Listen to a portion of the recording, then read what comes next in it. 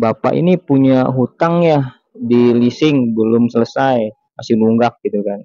Kok bisa tahu ya gitu? Bisa diakses datanya oleh seluruh bank yang ada di Indonesia, teman-teman.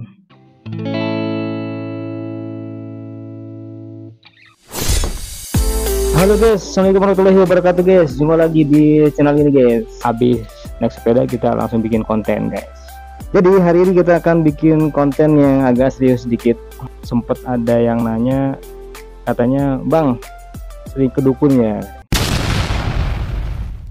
Jadi konten yang sebelumnya itu kan ada yang pembahas tentang ini guys, tentang sesuatu yang goib-goib gitu ya. Mungkin penonton atau teman-teman yang melihat itu dikiranya itu beneran ya. Tapi ya terserah lah, itu hanya konten aja ya. Silakan ambil manfaatnya dan buang buruknya. Oke, kita hari ini akan membahas tentang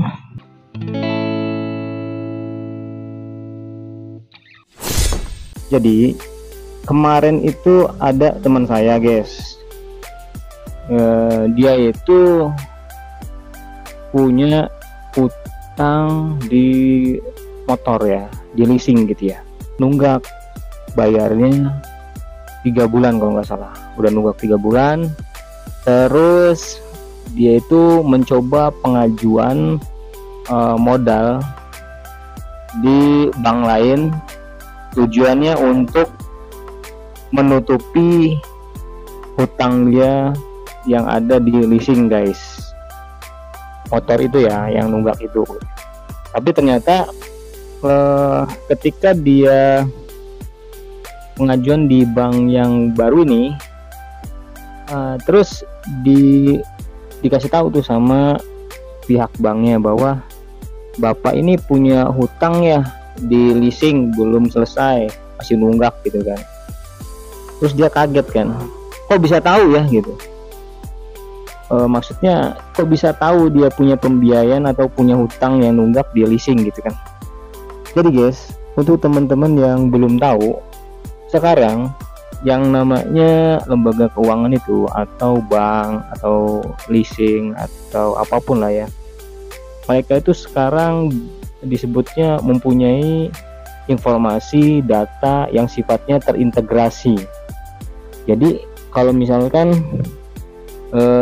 teman-teman itu punya hutang di tempat lain, di lembaga keuangan yang lain atau di leasing, itu tuh akan diketahui oleh pihak bank yang lain. Misalkan nih bank A lah gitu ya, bank A di Jawa Barat, terus teman-teman itu ngajuin di Sumatera nih, bank B di Sumatera.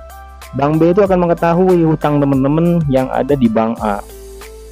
Jadi memang kalau untuk di Indonesia semuanya itu sekarang udah terintegrasi informasinya.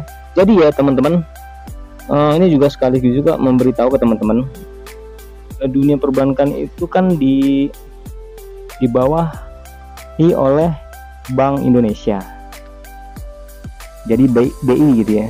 Terus kalau misalkan cara bank itu, bank umum itu melihat data pembiayaan atau kredit macet seseorang itu, dulu itu namanya itu BI checking teman-teman. BI checking ini kan dulu dipegang sama Bank Indonesia. Nah, OJK ini membawahi semua lembaga keuangan teman-teman. Jadi semua bank umum itu diperiksa atau diawasi oleh otoritas jasa keuangan. Nah, otoritas jasa keuangan ini mengeluarkan namanya produknya itu, produk pengawasan itu adalah yang disebut dengan SLIK, Sistem Layanan Informasi Keuangan.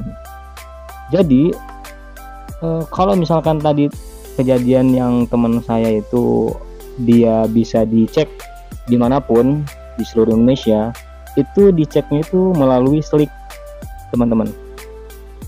Jadi kalau misalkan teman-teman itu punya hutang dimanapun di Indonesia ini, akan ketahuan lewat SLIK tersebut teman-teman.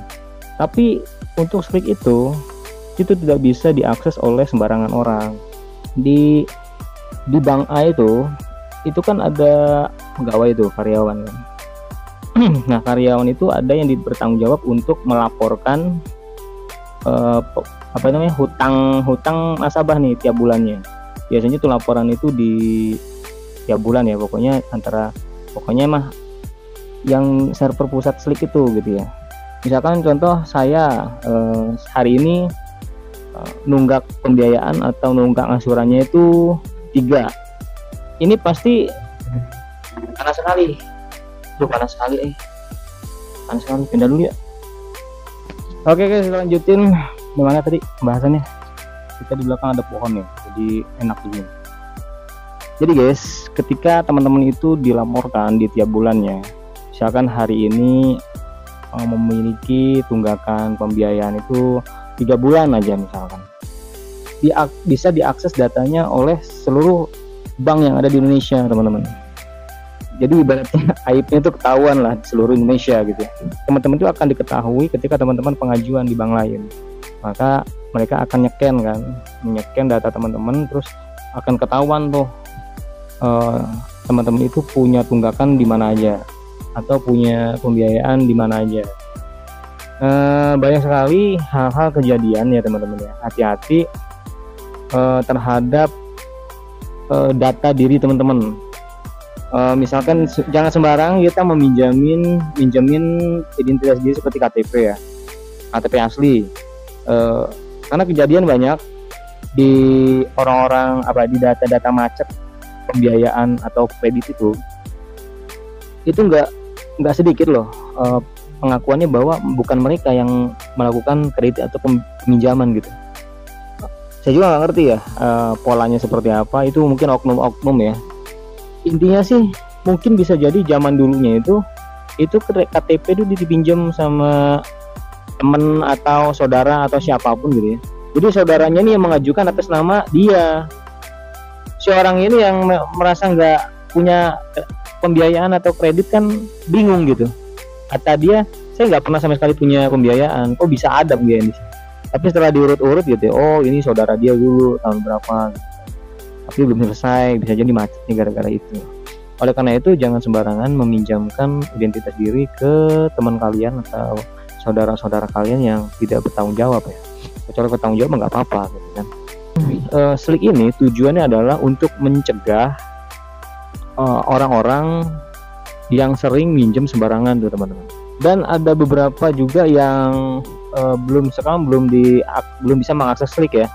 Seperti kayak koperasi simpan pinjam itu kayaknya belum memiliki akses tentang Slick ini gitu. Karena memang koperasi itu tidak di bawah lembaga keuangan.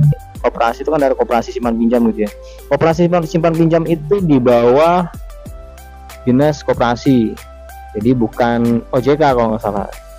Nah, akhirnya kan ini harus diwaspadai oleh koperasi-koperasi bahwa ada kutu luncat. Nah, orang-orang yang sering pembiayaan atau perkreditan yang senangnya itu pindah-pindah tuh.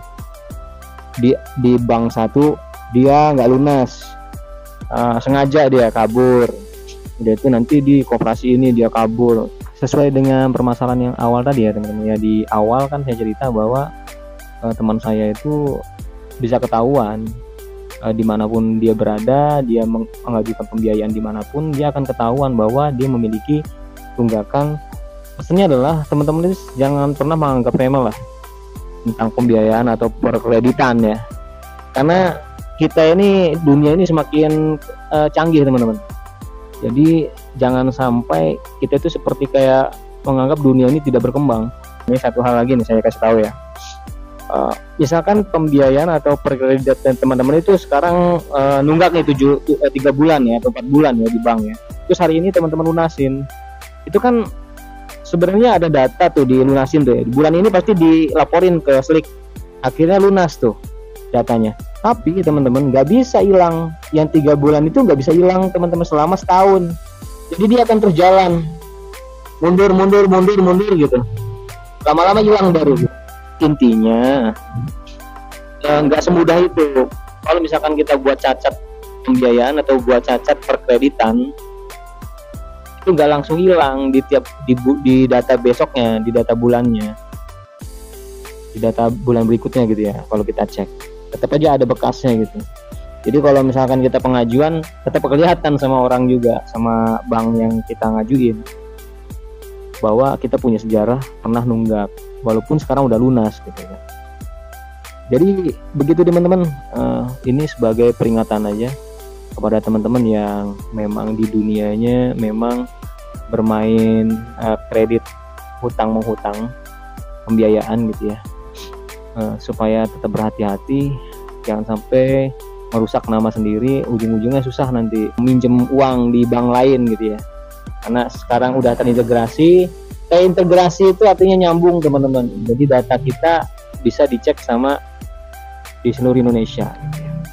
Baiklah, itu aja kontennya. Semoga bermanfaat teman-teman.